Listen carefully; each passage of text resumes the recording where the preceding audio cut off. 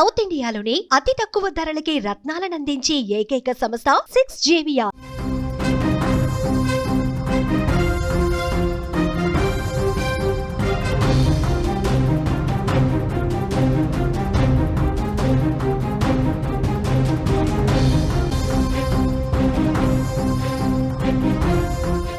Breaking news చూస్తున్నాం. కవితను BRS party నుంచి కూడా సస్పెండ్ చేశారు. కవిత వ్యాఖ్యలు పార్టీని నష్టం కలిగించేలా ఉన్నందున వేటు వేయడం జరిగింది. కవితను సస్పెండ్ చేయడానికి ప్రధానంగా 5 కారణాలు కనిపిస్తున్నాయి. కవిత లేఖ లీక్ కావడంతో మొదలైన ఈ రగడ కేసీఆర్ చుట్టూ దెయ్యాలున్నాయంటూ కూడా కామెంట్స్ చేయడం మనకు తెలిసిన విషయమే. పదే పదే కేటీఆర్ పై పరోక్షంగా కవిత విమర్శలు కూడా చేశారు.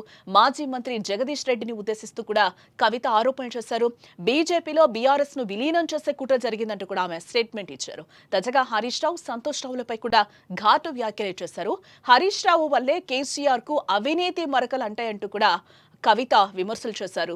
ఎమ్మెల్సీ కవిత ఎపిసోడ్ లో బీఆర్ఎస్ కీలక నిర్ణయాన్ని తీసుకుందని చెప్పుకోవచ్చు. పార్టీ నుంచి కవితను బహిష్కరిస్తూ కూడా సంచలన నిర్ణయాన్ని తీసుకుంది.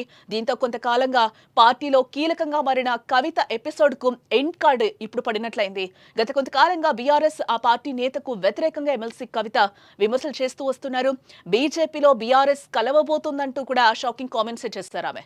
బీఆర్ఎస్ రజతోత్సవ సభ తర్వాత కవిత మొదట తండ్రికి లేఖ రాశారు. పార్టీ నేతలను ఉద్దేశించి కేసీఆర్ చుట్టూ దెయ్యాలున్నాయని సంచలన వ్యాఖ్యలు చేశారు. సీనియర్ నేత జగదీష్ రెడ్డిపై తీవ్ర వ్యాఖ్యలు చేశారు. తాజాగా అమెరికా పర్యటన ముగించుకొని వచ్చిన కవిత సీనియర్ నేతలు హరీష్ రావు, సంతోష్ రావులపై కూడా సంచలన ఆరోపణలు చేశారు. దీంతో కొంతకాలంగా బీఆర్ఎస్ కు వ్యతిరేకంగా విమర్శలు చేస్తున్న కవితపై అధిష్టానం చర్యలు తీసుకుందని కూడా ఇక్కడ చెప్పుకోవచ్చు. ఇక ఇదే అంశానికి సంబంధించిన మరింత సమాచారాన్ని మా సీనియర్ జర్నలిస్ట్ విజయ్ లైవ్ ద్వారా అందిస్తారు. విజయ్, కవితను పార్టీ నుంచి అయితే కేసీఆర్ సస్పెండ్ చేశారు. కవితను సస్పెండ్ చేయడానికి ప్రధానంగా 5 కారణాలు కనిపిస్తున్నాయి. ఈ 5 కారణాలే అని అనుకోవచ్చు అంటారా, లేకపోతే కవిత స్వయంకృత అపరాధం కూడా ఉందనుకోవచ్చు అంటారా? ఈ పరిణామాలన్నింటినీ కూడా ఒకసారి పరిశీలన చేస్తే జానకి చాలా ప్రత్యేకంగా, అంటే చాలా నెలల పాటు కవిత పార్టీలోనే కొనసాగుతూ పార్టీకి సంబంధించినటువంటి కీలక నాయకుల మీద అనేక ఆరోపణలు చేస్తూ కూడా వచ్చారు. ముఖ్యంగా బీఆర్ఎస్ పార్టీకి సంబంధించి, అంటే అసెంబ్లీ ఎన్నికల్లోనూ ఆ తర్వాత జరిగినటువంటి ఎంపీ ఎన్నికల్లోనూ బీఆర్ఎస్ పార్టీ ఘోరంగా ఓడిపోవడం జరిగింది. ఆ తర్వాత కేసీఆర్ పార్టీ కార్యక్రమాలకు, ముఖ్యంగా అసెంబ్లీకి కూడా ఆయన దూరంగా ఉంటూ వచ్చారు. కేవలం ఫామ్ హౌస్ మాత్రమే కేసీఆర్ పరిమితమయ్యారు. అయితే పార్టీకి సంబంధించినటువంటి కార్యక్రమాలన్నీ కూడా వర్కింగ్ ప్రెసిడెంట్ గా ఉన్నటువంటి తన సోదరుడు కేటీఆర్, అదేవిధంగా మాజీ మంత్రిగా ఉన్నటువంటి హరీష్ రావు, ఈ ఇద్దరు మాత్రమే పార్టీకి సంబంధించినటువంటి వ్యవహారాలన్నీ కూడా చక్కబెడుతున్నారు. ఇక కేసీఆర్ తర్వాత కేటీఆర్ఏ రాబోయే కాలంలో పార్టీనంతా కూడా ముందుండి నడిపించబోతున్నారు. అటు కేటీఆర్ కి అలాగే హరీష్ రావుకు మధ్య పొరపచ్చులు ఉన్నాయి. ఈ ఇద్దరు పార్టీని ఏ విధంగా ముందుకు తీసుకువెళ్తారు, ఈ ఇద్దరి మధ్య మనస్పర్ధలు, విభేదాలు ఉన్నాయి. కాబట్టి పార్టీ మరింత ఇబ్బందులు ఎదుర్కొనేటువంటి అవకాశం ఉంది అనేది పొలిటికల్ సర్కిల్స్ లో జరుగుతున్నటువంటి చర్చ. అయితే వీటన్నిటికీ కూడా భిన్నంగా అటు కేటీఆర్ కు హరీష్ రావుకు విభేదాలు రాకుండా ఇప్పుడు కేటీఆర్ కు అలాగే కవితకు, అలాగే హరీష్ రావుకు కవితకు, వీరి మధ్య ఉన్నటువంటి విభేదాలు ఒక్కసారిగా బయటపడ్డాయి. ఆ విభేదాలన్నీ కూడా కవిత తన తండ్రి కేసీఆర్ కు రాసినటువంటి లేఖతోనే ఈ వివాదం స్టార్ట్ అయిందనే చెప్పాలి. ఆ లేఖను నేరుగా, అంటే తన తండ్రికి సంబంధించి కూడా ప్రతి అంశంలోనూ అంతర్గతంగా కొన్ని ఆ విషయాలను అక్కడ నేను పొందుపరుస్తూ పాజిటివ్ కామెంట్స్ కావచ్చు, లేదంటే నెగిటివ్ కామెంట్స్ కావచ్చు, అన్ని విషయాల్ని కూడా ఇలా లేఖలను తన తండ్రికి ప్రతి సందర్భంలో కూడా రాస్తూ వస్తున్నాను. అయితే ప్రత్యేకంగా ఇప్పుడు రాసినటువంటి లేఖను కావాలనే కొంతమంది పార్టీలో ఉన్నటువంటి కీలక వ్యక్తులు, అంటే పరోక్షంగా తన సోదరుడు కేటీఆర్ లేదంటే హరీష్ రావు, ఈ ఇద్దరే ఆ లేఖను బయటకు లీక్ చేశారనేది కూడా కవిత చేసినటువంటి ఆరోపణ. ఆ లేఖలో కూడా ఆమె కొన్ని అంశాలను కూడా చాలా స్పష్టంగా పొందుపరిచారు. Silver Jubilee function BRS party వరంగల్లో జరుపుకునింది, చాలా గ్రాండ్ గా సక్సెస్ కూడా అయిందని పార్టీకి సంబంధించినటువంటి శ్రేణులందరూ కూడా భావించారు. అయితే అక్కడ కేసీఆర్ చేసినటువంటి కొన్ని కామెంట్స్, ముఖ్యంగా ఆ పాజిటివ్ అంశాలను కూడా మాట్లాడడం జరిగింది. అంటే కేసీఆర్ ఎక్కడా కూడా రేవంత్ రెడ్డి పేరుని ఎక్కడా కూడా ప్రస్తావించడం లేదు. రేవంత్ రెడ్డి పదే పదే కేసీఆర్ ను ఉద్దేశించి క్రిటిసైజ్ చేస్తున్నప్పటికీ కూడా రేవంత్ రెడ్డి కేసీఆర్ ను లైట్ తీసుకున్నారు, కేసీఆర్ రేవంత్ రెడ్డిని లైట్ తీసుకున్నారు, పెద్దగా హైలైట్ చేయలేదు అనేటువంటి విషయాన్ని కూడా చెప్పడం జరిగింది. మరోవైపు బీజేపీని ఎక్కడా కూడా విమర్శించలేదు. అంత పెద్ద సభ జరిగితే, అన్ని లక్షల మంది కార్యకర్తలు ఈ కార్యక్రమానికి హాజరైతే బీజేపీని టార్గెట్ చేస్తూ ఎక్కడా కూడా కేసీఆర్ మాట్లాడలేదు అనేటువంటి విషయాన్ని కూడా ఆమె ప్రస్తావించింది. మరోవైపు ఎమ్మెల్సీ ఎలక్షన్ లో కూడా పోటీ చేయకపోవడం కూడా బీజేపీకి బీఆర్ఎస్ పార్టీ పరోక్షంగా సహకరించింది అనేటువంటి ఒక భావన కూడా కార్యకర్తల్లో వస్తుంది అనేటువంటి అంశాన్ని కూడా అక్కడ ఆమె రేస్ చేసింది. అంటే పార్టీకి వ్యతిరేకంగా కవిత వ్యవహరిస్తున్నారు అనేటువంటి ఒక విషయాన్ని బయటకు తీసుకొచ్చారు. తన వెనక ప్రత్యేకమైనటువంటి ఒక పెద్ద కుట్ర జరుగుతుంది అంటూ కూడా ఒక స్టేట్మెంట్ ని మాట్లాడడం జరిగింది కవిత. ఆ వెంటనే కేసీఆర్ ఒక దేవుడు అన్నారు. తన తండ్రి దేవుడు. తెలంగాణకు సంబంధించి కూడా ఉద్యమాన్ని శ్రీకారం చుట్టి ఈ రోజు తెలంగాణ రావడానికి కారకులైనటువంటి తన తండ్రి కేసీఆర్ దేవుడైతే, తన తండ్రి దేవుడి చుట్టూ దెయ్యాలు ఉన్నాయి. ఆ దెయ్యాల వల్లే పార్టీకి నష్టం జరుగుతుంది. పార్టీ ఓడిపోవడానికి కారణం కూడా ఆ దెయ్యాలు అంటూ కూడా ఆమె ఒక సందర్భంలో మీడియాలో ఆమె మాట్లాడడం జరిగింది. అయితే ఆ దెయ్యాలు ఎవరు అనేటువంటి ఒక చర్చ కూడా తెలంగాణ రాజకీయ వర్గాల్లో జరిగింది. ఆ దెయ్యాల్లో ఒకరు కేటీఆర్ అంటూ సోషల్ మీడియాలో చర్చ జరిగింది. మరొకరు హరీష్ రావు అంటూ కూడా చర్చ జరిగింది. మరోవైపు పార్టీలో కొనసాగుతున్న సమయంలోనే ఆమె పార్టీకి సంబంధించినటువంటి ఎక్కడా కూడా అంశాన్ని, పార్టీకి సంబంధించి అధికారికమైనటువంటి కార్యక్రమాలను నిర్వహించకుండా తెలంగాణ జాగృతికి సంబంధించినటువంటి కండువాలను ధరించి ఆమె కాంగ్రెస్ ప్రభుత్వానికి వ్యతిరేకంగా విద్యార్థులకు సంబంధించినటువంటి అంశాల మీద, అలాగే విద్యార్థులకు సంబంధించినటువంటి రవాణా ఛార్జీల విషయం మీదుగా ఆమె ఒక ధర్నా కూడా నిర్వహించింది. అదే విధంగా కేసీఆర్ కి సంబంధించి కూడా కాళేశ్వరం కమిషన్ కి సంబంధించి నోటీసులు జారీ చేసిన సమయంలో కూడా బీఆర్ఎస్ పార్టీ మౌనంగా ఉంది. తాను మాత్రం మౌనంగా ఉండను, బీఆర్ఎస్ పార్టీ నాయకులు మౌనంగా ఉన్నా కూడా తాను మౌనంగా ఉండలేను అంటూ కూడా తెలంగాణ జాగృతి ఆధ్వర్యంలోనే ఆమె బీఆర్ఎస్ పార్టీకి సంబంధించినటువంటి కార్యకర్తలతో సంబంధం లేకుండానే నేరుగా ఆందోళన నిర్వహించింది, ధర్నా నిర్వహించింది. ధర్నా చౌక్ లో ఆ సమయంలోనే అరెస్ట్ కూడా అయింది. అంటే బీఆర్ఎస్ పార్టీకి వ్యతిరేకంగా ఇక్కడ తెలంగాణ జాగృతి పేరుతో కవిత వ్యవహరిస్తున్నారు అనేటువంటి ఒక మెసేజ్ గ్రౌండ్ లెవెల్లో ఉన్నటువంటి కార్యకర్తలకు పంపారు అనేటువంటి విషయం కూడా చాలా స్పష్టంగా అర్థమైంది. ఆ సమయంలోనే కవితను సస్పెండ్ చేయబోతున్నారు, కవితను పార్టీ నుంచి బయటకు పంపేటువంటి కార్యక్రమం కూడా జరగబోతుంది అనేటువంటి చర్చ కూడా తెలంగాణ రాజకీయాల్లో పెద్ద ఎత్తున జరిగింది. అయితే కేసీఆర్ మౌనంగా ఉంటూ వ్యవహరించారు.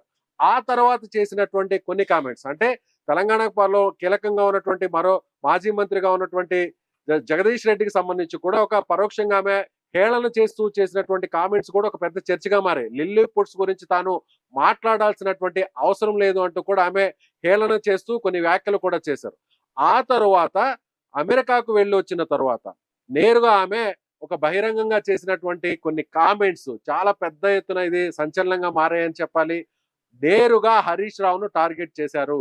ముఖ్యంగా ఇవాళ సిబిఐకి సంబంధించి కూడా కాంగ్రెస్ ప్రభుత్వం రేవంత్ రెడ్డి కేసీఆర్ మీద సిబిఐ విచారణ చేయడానికి సిద్ధంగా ఉంది.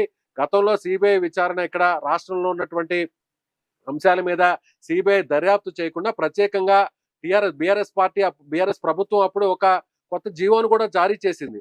ఆ జీవోను కాంగ్రెస్ ప్రభుత్వం ఎత్తివేస్తూ కేసీఆర్ మీద నేరుగా సిబిఐ ఎంక్వైరీ చేసే విధంగా కూడా రేవంత్ రెడ్డి ఆ చర్యలు తీసుకుంటున్నప్పటికీ కూడా బీఆర్ఎస్ పార్టీ ఎక్కడా కూడా ఆందోళన చేయలేదు. బీఆర్ఎస్ పార్టీకి సంబంధించి తెలంగాణ బంద్ కూడా పిలుపుని ఇవ్వలేదు అంటూనే అసలు కాళేశ్వరంలో అవినీతి జరగడానికి ప్రధాన కారకుడు హరీష్ రావు, అలాగే మాజీ రాజ్యసభ సభ్యులు సంతోష్ రావుకు, అలాగే ఒక సంస్థకు సంబంధించినటువంటి వ్యక్తులకు ఇది చాలా స్పష్టంగా ప్రమేయం ఉంది. వాళ్ళు చేసినటువంటి అవినీతి, వాళ్ళు ఆస్తులు కూడబెట్టుకునేటువంటి క్రమంలోనే కేసీఆర్ కు ఈ అవినీతి మరకలను అంటిస్తున్నారు. కేసీఆర్ ఒక దేవుడు, కేసీఆర్ కి ఎలాంటి అవినీతి మరకలు లేవు.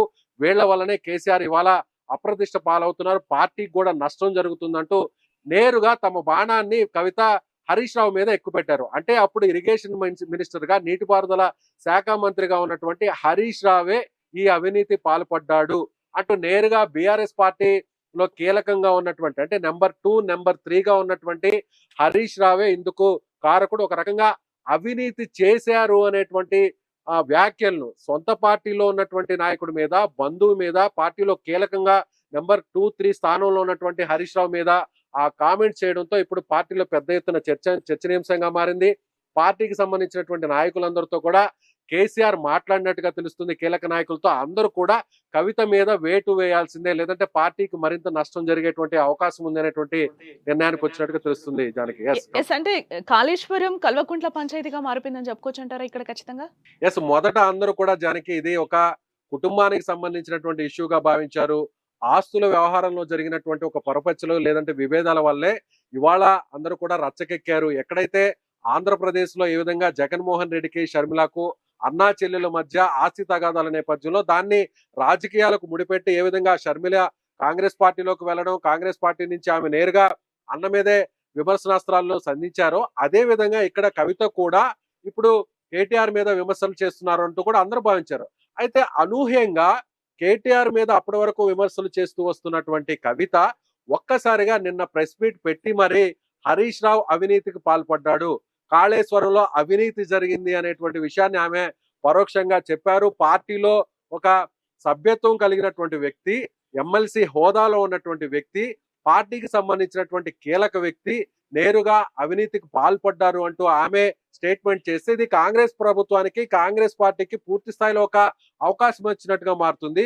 ముఖ్యంగా ఇది బీఆర్ఎస్ పార్టీకి ఒక మెడకు ఉచ్చి బిగించినట్టుగా మారింది అనేటువంటి ఒక చర్చ జరిగిందనే చెప్పాలి. అంటే ఇప్పటి వరకు కూడా కాళేశ్వరంలో వందల కోట్ల రూపాయల అవినీతి జరిగింది, వేల కోట్ల రూపాయల అవినీతి జరిగిందని పదే పదే ఆరోపణలు చేస్తున్నటువంటి కాంగ్రెస్ ప్రభుత్వానికి, ముఖ్యమంత్రి రేవంత్ రెడ్డికి పరోక్షంగా కవిత ఒక ఉత్తేజాన్ని ఇచ్చారు, ఒక మద్దతునిచ్చారు, ఒక బలాన్ని ఇచ్చారు. బీఆర్ఎస్ పార్టీకి సంబంధించినటువంటి ఎమ్మెల్సీ సాక్షాత్తు కేసీఆర్ కుమార్తె ఈ విధంగా కాళేశ్వరంలో అవినీతి జరిగింది అని చెప్తున్నారంటే సో ఖచ్చితంగా అది బీఆర్ఎస్ పార్టీకి నష్టం చేకూర్చే అంశం. రాబోయేటువంటి ఎన్నికల్లో ఇక బీఆర్ఎస్ పార్టీ తిరిగి పుంజుకునేటువంటి అవకాశం ఉండదు. ఇప్పటికే జరిగినటువంటి బై ఎలక్షన్ లో కావచ్చు, ఎమ్మెల్సీ ఎలక్షన్ లో కావచ్చు, ఎంపీ ఎలక్షన్ లో కావచ్చు, బీఆర్ఎస్ పార్టీకి చావు దెబ్బ తగులుతుంది. మరోవైపు స్థానిక సంస్థల ఎన్నికల్లో కాంగ్రెస్ పార్టీ ఇచ్చినటువంటి హామీల్ని నెరవేర్చలేకపోతుంది పూర్తి స్థాయిలో అనేటువంటి విషయాన్ని నేరుగా ప్రజల్లోకి తీసుకువెళ్ళాలి అనేటువంటి క్రమంలో ఇలాంటి సమయంలో కవిత చేసినటువంటి కామెంట్స్ ఇప్పుడు బీఆర్ఎస్ పార్టీకి ఒక ఉచ్చుగా మారాయి. అందుకోసమే కవితను నేరుగా వేటు వేయడం జరిగింది. పార్టీ నుంచి కూడా సస్పెన్షన్ చేసినటువంటి పరిస్థితి చాలా స్పష్టంగా కనిపిస్తుంది. ఇక్కడ మరొక విషయాన్ని కూడా ఈ సందర్భంగా ప్రత్యేకంగా ప్రస్తావించాలి. జానకి, లిక్కర్ స్కామ్ లో కవితకు జైలు శిక్ష రిమాండ్ కు వెళ్ళడం జరిగింది. కొన్ని ఏళ్ల పాటు ఆమె జైల్లోనే ఉన్నారు. ఆ సమయంలోనే బీజేపీకి కొంతమంది నాయకులు వత్తాసు పలికారు. తన మీద కుట్ర పలికి బీజేపీతో చేతులు కలిపి తన మీద కేసులు పెట్టించి తనను జైలుకు పంపించారు అనేటువంటి కొన్ని కామెంట్స్ కూడా చేశారు. అంటే దీని వెనక హరీష్ రావు, కేటీఆర్ ఉన్నారు అంటూ కూడా పరోక్షంగా ఆమె కామెంట్స్ చేస్తూ వచ్చారు. అయితే ఇప్పుడు నేరుగా ఒక్కసారిగా అవినీతికి పాల్పడ్డారు, బీఆర్ఎస్ పార్టీకి సంబంధించినటువంటి మాజీ మంత్రి, నీటిపారుదల శాఖ మంత్రి హరీష్ రావే అవినీతి చేశాడు, ఆయన ఆస్తులు కూడబెట్టుకున్నారు అంటూ కూడా ఆయన చేసినటువంటి కామెంట్స్ ఇప్పుడు బీఆర్ఎస్ పార్టీకి తీవ్రంగా నష్టం కలిగించాయి. కాబట్టి సో ఇక ఉపేక్షించి లాభం లేదు అంటూ కూడా కేసీఆర్ నిర్ణయం తీసుకున్నారు. సో సాక్షాత్తు హరీష్ రావు మీద అలాగే సంతోష్ రావు మీద కామెంట్స్ చేయడంతో నేరుగా వెంటనే 24 గంటల వ్యవధిలోనే కవితను పార్టీ నుంచి సస్పెండ్ చేస్తూ ఒక నిర్ణయం. ఇంకొకటి కూడా చూడాలి, అంటే లిక్కర్ స్కామ్ లో అరెస్ట్ అయినప్పటి నుంచి కవిత ఎపిసోడ్ మొత్తం కూడా ఇప్పుడు సస్పెండ్ వరకు మనం చూస్తే కూడా లిక్కర్ స్కామ్ లో అరెస్ట్ అయ్యి 6 నెలల తర్వాత బయటకు వచ్చిన తర్వాత కూడా ఒకంత ఆమె అసంతృప్తి వ్యక్తం చేసిందని అనుకోవచ్చు అంటారా? అదే ఇప్పుడు అంటే అక్కడ జైల్లో ఉన్నప్పుడు కూడా కేసీఆర్ వెళ్ళి కలవకపోవడం, మాట్లాడకపోవడం కూడా ఒకంత ఆమెకి అసంతృప్తిని కలిగించిందని అనుకోవచ్చు అంటారా? ఎస్ జానకి, ఇది కూడా ఒక కారణంగా చెప్పాలి. లిక్కర్ స్కామ్ విషయంలో అన్ని నెలల పాటు అంటే కేసీఆర్ కు ముద్దుల తనయగా, ముద్దుల కుమార్తెగా, ఒక ఇష్టమైనటువంటి ఆడబిడ్డగా అందరూ కూడా కవిత గురించి ప్రత్యేకంగా ప్రస్తావిస్తుంటారు. కేసీఆర్ ఎక్కడున్నా కూడా కవితతో మాట్లాడుతూ ఉంటారు. కవిత ఏ కార్యక్రమం చేసినా కూడా కేసీఆర్ ఆశీస్సులను పొంది ఆమె కార్యక్రమాన్ని చేస్తూ వస్తున్నారు. ఇలా వాళ్ళిద్దరి మధ్య ఒక మంచి తండ్రి కుమార్తెల మధ్య ఒక మంచి ఎమోషనల్ బాండింగ్ ఉంది. అలాంటి సమయంలో లిక్కర్ స్కామ్ విషయంలో తాను పూర్తి స్థాయిలో ఎక్కడా కూడా పదవులు పొందలేదు, పదవులు పొందింది వేరొకరు. అలాంటి సందర్భంలో ఒక చిన్న కేసును నాకు ఇరికించేటువంటి ప్రయత్నం చేస్తున్నా కూడా అక్కడ కేటీఆర్ స్వార్థ ప్రయోజనాల కోసం లేదంటే వేరే నాయకుల స్వార్థ ప్రయోజనాల కోసం నన్ను అక్కడ జైలుకు పంపించారు అనేది కవిత చేస్తున్నటువంటి ఆరోపణలు. ఈ సమయంలోనే కేసీఆర్ నేరుగా అక్కడికి వెళ్లి కవితను పరామర్శించలేదు. మరోవైపు కవిత చేసినటువంటి ఏదైతే లిక్కర్ స్కామ్ లో కవిత పేరు రావడం, అదేవిధంగా అరెస్ట్ చేసినటువంటి నేపథ్యంలో ఎన్నికల సమయంలో కవిత చేసినటువంటి లిక్కర్ స్కామ్ ప్రభావం అంటే ఆమె పేరు వచ్చినటువంటి పరిస్థితుల్లో లేదంటే రిమాండ్కి వెళ్ళినటువంటి పరిస్థితులు, జైలుకు వెళ్ళినటువంటి పరిస్థితులు అది బీఆర్ఎస్ పార్టీ మీద ప్రభావం చూపుతాయి. కాబట్టి నేరుగా కవితకు సపోర్ట్ చేస్తే బీఆర్ఎస్ పార్టీకి ఎన్నికల్లో ఇబ్బంది ఉంటుంది అనేటువంటి విషయాన్ని నేరుగా కొంతమంది వ్యక్తులు కేసీఆర్ కి చెప్పారు. కాబట్టి కవితకు ఒక మోరల్ సపోర్ట్ దక్కలేదు అనేది ఆమె చెబుతున్నటువంటి మాట. ఒకవేళ నిజంగా కేసీఆర్ కవితను దూరం పెట్టి నిజంగా కవితకు లిక్కర్ స్కామ్ కు సంబంధం ఉంది కాబట్టి ఒకవేళ అంటే ఆరోపణలు వచ్చి ఆమె అరెస్ట్ అయ్యారు కాబట్టి ఎన్నికల వరకు ఆ విషయాన్ని ఆమెకు దూరం పెట్టినా ఎన్నికల తర్వాత కూడా కవితను దగ్గరకు తీస్తారని భావించినప్పటికీ కూడా కవితకు కేసీఆర్ కు మధ్య ఒక గ్యాప్ రావడానికి కొంతమంది నాయకులు క్రియేట్ చేస్తున్నారు. అందులో భాగంగానే కేసీఆర్ కు తాను రాసినటువంటి వ్యక్తిగతంగా తాను రాసినటువంటి ఒక లేఖను కావాలనే లీక్ చేశారు. తనను పార్టీ నుంచి బయటకు పంపించేటువంటి కుట్ర జరుగుతోంది అనేటువంటి విషయాన్ని పదే పదే కవిత చెప్తున్నారు. ఎట్టాకేలకు ఇవాల్టి ఆ డెసిషన్ కూడా వచ్చేసింది. కవిత ముందు నుంచి ఏదైతే చెప్తున్నారో, ముందు నుంచి ఏదైతే ఎక్స్‌పెక్ట్ చేశారో, కవిత కూడా అందుకు తగ్గట్టుగానే ఆమె వివాదాస్పదంగా వ్యాఖ్యలు చేశారు. సంచలనమైనటువంటి ఆరోపణలు చేశారు. సో ఇక్కడ అనుకున్నదే జరిగిందనే చెప్పాలి. ఎప్పుడైతే కవిత లెటర్ రాసిందో, లెటర్ రాసినటువంటి కొన్ని రోజుల వ్యవధిలోనే ఆమె చేస్తున్నటువంటి వ్యవహార శైలి, ఆమె చేస్తున్నటువంటి వ్యాఖ్యలు, ఇదంతా కూడా కవితను పార్టీ నుంచి ఎప్పుడో సస్పెండ్ చేస్తున్నారు, చేయబోతున్నారు అనేటువంటి చర్చ నడిచింది. ఎట్టకేలకు ఆ నిర్ణయం ఇవాళ జరిగిందనే చెప్పాలి జానకి. అంటే నెక్స్ట్ కవిత ఏం చేయబోతున్నారు అనుకోవచ్చు అంటారు? విజయ్ సస్పెన్షన్ కు సంబంధించి మీడియా సమావేశం కూడా పెట్టే అవకాశాలు లేకపోలేదంటారా కవిత? ఇది బీఆర్ఎస్ పార్టీకి ఒక రకంగా ఏ విధంగా అంటే బీఆర్ఎస్ పార్టీకి ప్లస్సా మైనసా, లేదంటే కవిత రాజకీయ ప్రయాణానికి ఇది ఒక ప్లస్సా మైనస్ అనేటువంటి విశ్లేషణలు కూడా జరుగుతున్నాయి. అయితే ఇప్పుడు కవిత ముందుగానే ఊహించింది. ఎప్పుడైతే తాను తన తండ్రికి రాసినటువంటి వ్యక్తిగతంగా రాసినటువంటి లేఖను మీడియాకు లీక్ చేశారో అప్పుడే తాను ఒక నిర్ణయానికి వచ్చాను. ఇక తనకు పార్టీలో భవిష్యత్తు లేదు. పార్టీలో కేసీఆర్ తర్వాత నెంబర్ 2 కేటీఆర్ అయినా ఉంటారు, లేదా హరీష్ రావు అయినా ఉంటారు. ఆ తర్వాత స్థానాన్ని కూడా తనకి ఇచ్చేటువంటి అవకాశం ఇక్కడ లేదు అనేటువంటి విషయాన్ని చాలా స్పష్టంగా అర్థం చేసుకున్న తర్వాతే కవిత ఇలాంటి బహిరంగంగా వ్యాఖ్యలు చేయడం, ఇలాంటి సంచలనమైనటువంటి ఆరోపణలు కూడా చేస్తుందనేది రాజకీయ విశ్లేషకులు అంచనా వేస్తున్నారు. మరోవైపు ఇప్పుడు కవిత ఎప్పటి నుంచో ఊహిస్తున్నట్టుగానే తన మీద వేటు వేయాలని చూస్తున్నారు కాబట్టి ఖచ్చితంగా ఆ నిర్ణయం కూడా జరిగింది కాబట్టి ఇప్పుడు కవిత కూడా తాను ఒక సపరేట్ గా ఒక జెండా పెట్టుకునేటువంటి అవకాశం ఉంది. తాను కూడా ఒక కొత్త పార్టీని కూడా పెట్టేటువంటి అవకాశం ఉంది. ఆ పార్టీని కూడా ఇప్పటి వరకు కూడా ఆమె కేవలం బీఆర్ఎస్ పార్టీకి అనుబంధంగా ఉన్నటువంటి తెలంగాణ జాగృతి ఆధ్వర్యంలోనే ఇప్పటి వరకు ఆమె కార్యక్రమాలు చేస్తూ వచ్చారు. ఎక్కడా కూడా బీఆర్ఎస్ పార్టీకి సంబంధించినటువంటి కండువాలు కానీ, జెండాలు కానీ లేకుండా ఈ 3 నెలల కాలంలో ఆమె వ్యతిరేక కార్యక్రమాలు, ప్రభుత్వానికి సంబంధించినటువంటి నిరసన కార్యక్రమాలు వ్యతిరేకంగా చేస్తూ వచ్చారు. ఇక మీదట పార్టీ నుంచి సస్పెండ్ చేశారు కాబట్టి నెక్స్ట్ స్టెప్ ఏముండబోతుంది? నెక్స్ట్ స్టెప్ ఏంటంటే బీఆర్ఎస్ పార్టీకి సంబంధించినటువంటి కొంతమంది నాయకులు ఇప్పుడే కవితను విమర్శిస్తున్నారు, మీడియా ముందుకు వస్తున్నారు. ఎమ్మెల్యే పల్లా రాజేశ్వర్ రెడ్డి కూడా మాట్లాడారు. కార్యకర్తల అభిష్టం మేరకే, కార్యకర్తల నిర్ణయం మేరకే కవితను సస్పెండ్ చేశాము, సస్పెన్షన్ వేటు వేశామంటూ చెప్పారు. అదే విధంగా అన్ని ప్రాంతాల్లో కూడా కొన్ని పార్టీ కార్యాలయాల్లో కూడా కవిత ఫోటో ఉన్నటువంటి బీఆర్ఎస్ పార్టీకి సంబంధించినటువంటి ఫ్లెక్సీ బోర్డ్స్ ను తొలగిస్తున్నారు. కొన్ని చోట్ల అయితే నేరుగా కవిత ఫ్లెక్సీలను కూడా తగలబెట్టారు.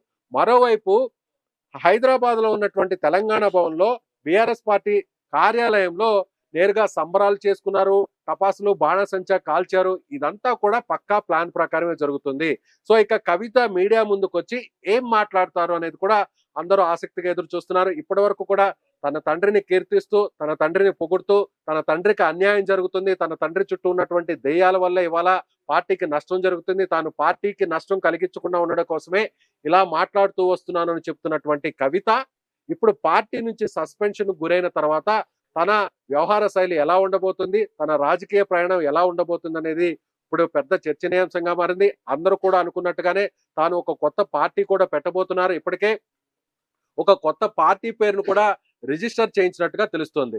అంటే ఇప్పటికే ఆమె మహిళలకు సంబంధించినటువంటి ఒక అజెండాను తీసుకోవడం జరిగింది. అదేవిధంగా బీసీలకు సంబంధించినటువంటి ఒక అజెండాను కూడా తీసుకోవడం జరిగింది. అంటే రాబోయే కాలంలో తన పార్టీకి మహిళలు అదేవిధంగా బీసీల ముద్రను వేసేటువంటి ప్రయత్నం కూడా జరుగుతుందని చాలా స్పష్టంగా తెలుస్తోంది.